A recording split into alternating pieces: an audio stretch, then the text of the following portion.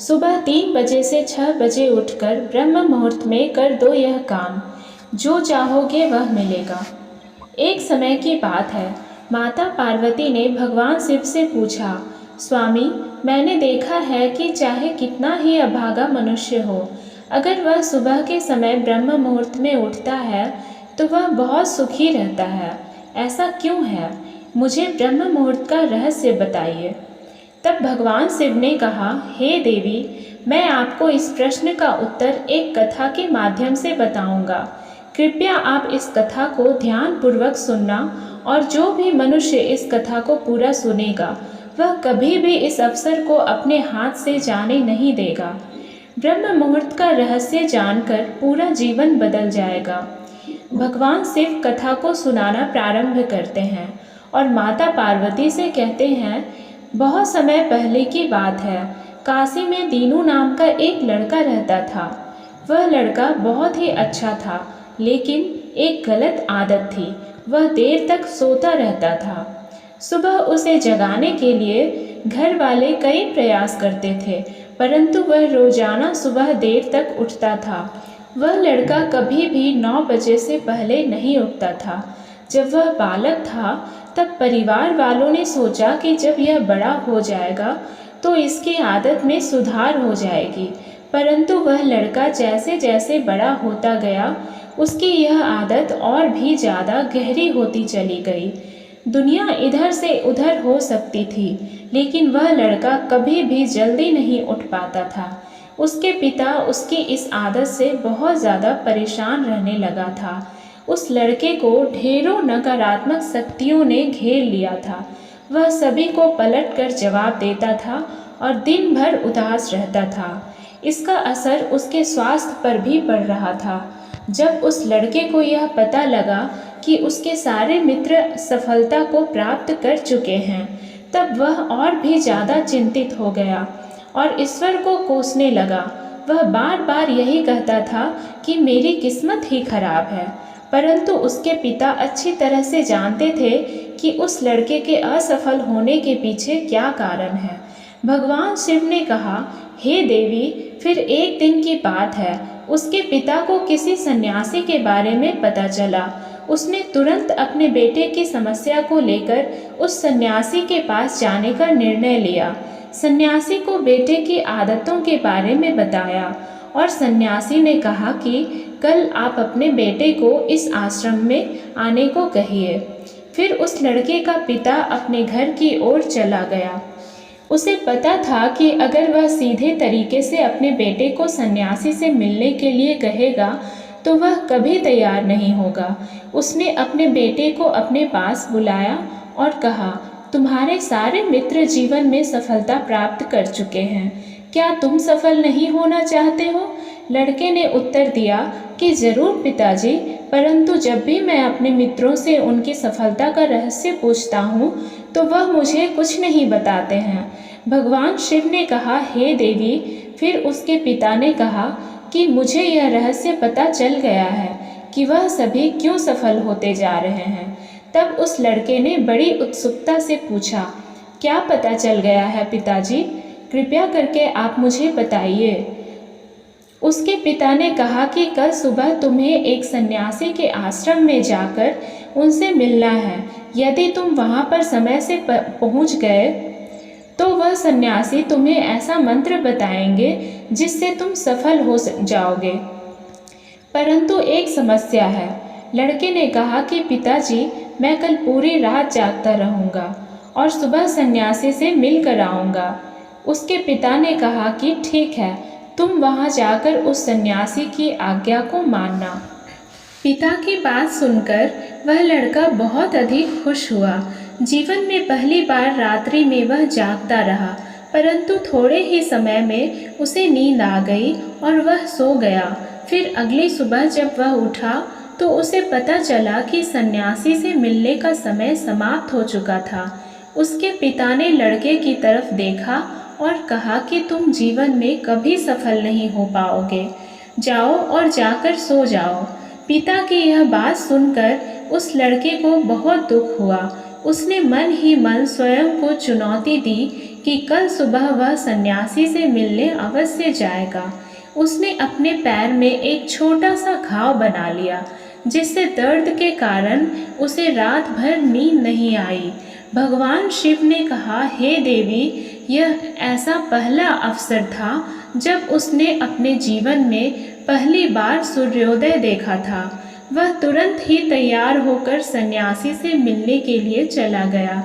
आज उसका अनुभव कुछ अलग ही था। वह बेहद शांत महसूस कर रहा था।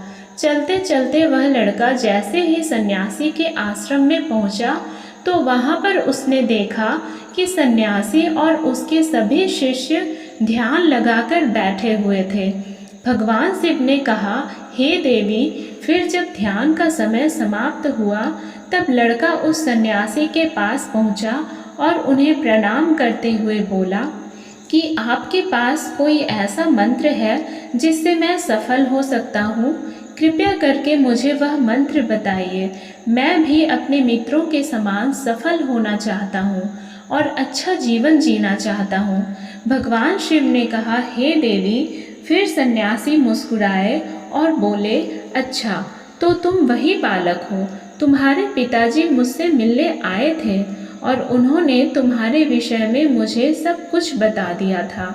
मैं तुम्हें वह मंत्र अवश्य बता देता, परंतु अब लड़के ने जैसे ही परंतु शब्द सुना तो लड़का घबरा गया। उसने पूछा, परंतु क्या गुरुदेव? तब सन्यासी बोला, मैं तुम्हें वह मंत्र बताऊंगा, परंतु अगले 21 दिनों तक तुम्हें मेरी आज्ञा माननी होगी। मैं तुम्हें वह मंत्र 21 दिनों के बाद बताऊंगा। तब तक मैं तुमसे जो भी कार्य कहूँगा तुम्हें वह करना होगा। यदि तुम असफल हुए या कार्य के बीच में तुम्हारा संकल्प टूट गया तो उस मंत्र का असर नहीं होगा। दृढ़ निश्चय के साथ उस लड़के ने कहा कि मुझे आपकी सारी आज्ञा स्वीकार है। मैं अगले 21 दिनों के लिए आपका दास हूँ। आप जो भी कहेंगे मैं वही कार्य करूँगा। मुझे केवल और केवल उस मंत्र के बारे में जानना है। भगवान शिव ने कहा, हे देवी। फिर सन्यासी ने उस लड़के से कहा कि ठीक है, कल से तुम्हारा कार्य शुरू होगा। तुम इसी आश्रम में निवास करोगे। वह लड़का आश्रम में निवास करने के लिए तैयार हो गया। सन्यासी ने कहा कि यहाँ रहते हुए तुम्हें ब्रह्म मुहूर्त में उठना होगा और दूसरे शिष्यों की तरह ध्यान और तप करना होगा। साथ ही आश्रम के कार्यों में भी सहायता करनी होगी। ध्यान रहे, यह संकल्प टूटना नहीं चाहिए। भगवान शिव ने कहा, हे देवी। अब लड़का सन्यासी की बात से सहमत हो गया और अगले दिन से उसके कार्य के दिन की शुरुआत थी। इस बार उसने दृढ़ निश्चय किया, परंतु 1 सप्ताह बीतने के पश्चात ही उसका संकल्प टूट गया और वह 8वें दिन देर तक सोता रहा। जब वह नींद से जागा तो उसने कहा कि मुझसे कितनी बड़ी भूल हो गई है। वह रोते हुए सन्यासी के पास पहुंचा और कहने लगा कि हे गुरुदेव, मेरा संकल्प टूट गया। अब मैं जीवन में कभी सफल नहीं हो पाऊंगा। सन्यासी ने उसे समझाते हुए कहा कि एक बार फिर से शुरुआत करो, फिर से संकल्प करो। फिर लड़के ने सन्यासी से पूछा कि सुबह उठना इतना आवश्यक क्यों होता है और यहाँ पर सभी लोग इतनी जल्दी क्यों उठ जाते हैं? भगवान शिव ने कहा, हे देवी। तब सन्यासी ने लड़के को समझाते हुए कहा कि सुबह यानी ब्रह्म मुहूर्त में उठने के पीछे बहुत बड़ा विज्ञान छुपा हुआ है। लड़के ने कहा कि कृपया मुझे वह विज्ञान बताने की कृपा करें। सन्यासी ने कहा कि रात्रि को 4 पहर में बांटा गया है। पहला रुद्र काल, जिसका समय शाम 6 बजे से लेकर 9 बजे तक होता है। दूसरा राक्षस काल, जिसका समय रात्रि 9 बजे से 12 बजे तक होता है। तीसरा गंधर्व काल, जिसका समय रात्रि 12 बजे से 3 तक होता है। और सबसे अंत में जो पहर आता है उसे मनोहर काल कहते हैं। इस समय को ब्रह्म मुहूर्त या अमृत बेला के नाम से भी जाना जाता है। इसका समय भोर 3 बजे से सुबह 6 बजे तक होता है। यह वह समय होता है जब पूरे संसार की नकारात्मक शक्तियाँ निष्क्रिय अवस्था में होती है और सकारात्मक शक्तियाँ सक्रिय होती है। ब्रह्म मुहूर्त अर्थात देव मुहूर्त। ब्रह्म मुहूर्त का अर्थ देवताओं का समय होता है। भगवान शिव ने कहा, हे देवी, वह सन्यासी आगे कहता है, इस समय देवता धरती पर विचरण कर रहे होते हैं और जागृत मनुष्य पर उनका बड़ा ही सकारात्मक प्रभाव पड़ता है। ब्रह्म मुहूर्त ऐसा समय होता है जिसमें मनुष्य का मस्तिष्क बिल्कुल खाली होता है, जिसमें किसी प्रकार के कोई विचार नहीं होते हैं, और जब इस समय व्यक्ति अपनी पुस्तक खोलकर पाठ का अध्ययन करते हैं तो उन्हें सब कुछ जल्दी जल्दी याद भी होता है और यह लंबे समय तक याद रहता है। यह ऐसा समय है जिसमें हम ज्ञान को समझने का प्रयास करते हैं। इस कारण आश्रम के सभी शिष्य और संसार में बहुत से ज्ञानी लोग ब्रह्म मुहूर्त में उठ जाते हैं। प्राचीन काल में रोशनी का कोई स्रोत न होने के कारण लोग अपने दिन का समापन सूर्यास्त के साथ और आरंभ सूर्योदय के साथ करते थे। यह एक तरीका है जिससे मानव जीवन प्रकृति के साथ तालमेल बनाकर चलता है। भगवान शिव ने कहा, हे देवी। फिर उस लड़के ने कहा कि ठीक है, मैं कल से अपना संकल्प फिर से शुरू करता हूँ, परंतु ब्रह्म मुहूर्त में उठकर मुझे क्या क्या करना चाहिए। तब सन्यासी ने कहा कि ठीक है, मैं तुम्हें बताता हूँ कि ब्रह्म मुहूर्त में क्या करना चाहिए और कैसे करना चाहिए।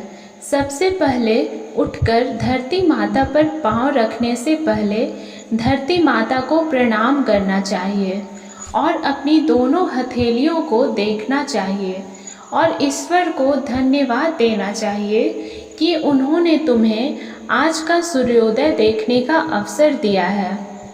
इसके बाद नित्य कर्म और स्नान करने से शरीर की ही नहीं बल्कि मन की शुद्धता भी बढ़ती है।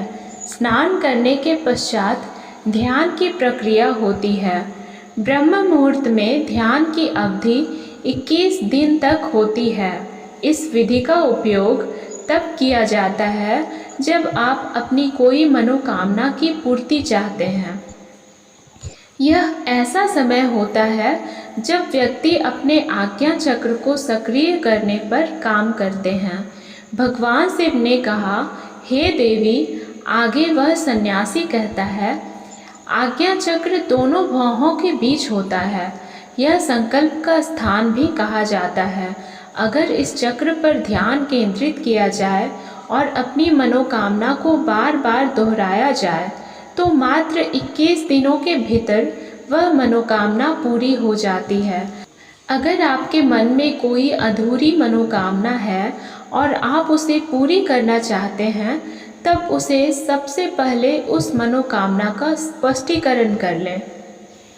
आपको क्या चाहिए यह निर्णय अवश्य कर लें। इसके बाद ध्यान की विधि को शुरू करें।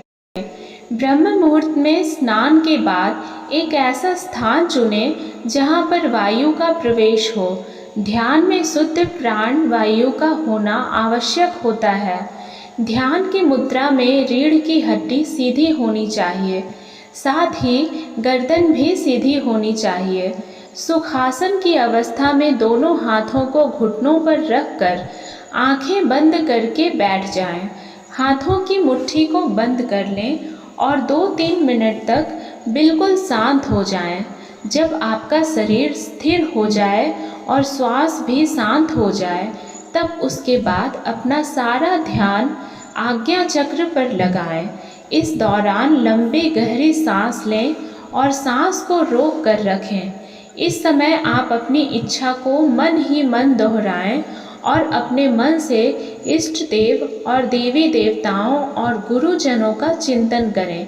भगवान शिव ने कहा, हे देवी। उस सन्यासी ने कहा, जब सांस को रोकना कठिन हो जाए तब धीरे धीरे सांस को बाहर की ओर छोड़ो। सांस को नाक से भरें और मुख से बाहर छोड़ें। इस प्रक्रिया को 3 से 4 बार प्रतिदिन दोहराएं। ऐसा प्रतिदिन करने से आपकी जो मनोकामना है वह अवचेतन मन तक अवश्य पहुंच जाएगी और इच्छा पूर्ति जल्दी ही होगी। आज्ञा चक्र सक्रिय होता है और हमारी आज्ञा को पूरा करता है। सांस को रोक कर रखने के दौरान शरीर में आपातकाल की स्थिति हो जाती है, जिससे कि आप बेकार की बातें सोचने और विचार करने से बचते हैं। ब्रह्म मुहूर्त के समय ईश्वर की विशेष कृपा होती है और कोई भी व्यक्ति अपनी मनोकामना को इस समय दोहराता है तो उसकी इच्छा जल्द से जल्द पूरी होती है। भगवान शिव ने कहा, हे देवी, इस प्रकार सन्यासी ने उस लड़के को ब्रह्म मुहूर्त का महत्व बताया।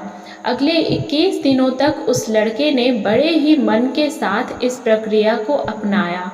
अब वह बहुत ही ज़्यादा अनुशासित और शांत स्वभाव का बन चुका था। उस लड़के ने जैसे ही अपना संकल्प पूरा कर लिया, उसके बाद वह लड़का बड़े ही प्रसन्न भाव से सन्यासी के पास पहुंचा और कहने लगा, हे गुरुदेव, मैंने 21 दिनों का संकल्प पूरा कर लिया है। अब कृपया मुझे सफल होने का मंत्र बताइए। तब उस सन्यासी ने मुस्कुराते हुए कहा कि पिछले 21 दिनों से जो अभ्यास तुम करते आए हो वही तुम्हारी सफलता का मंत्र है। जो व्यक्ति ब्रह्म मुहूर्त में उठकर ध्यान प्रक्रिया को सही से करते हैं वह जीवन में कभी असफल नहीं हो सकते।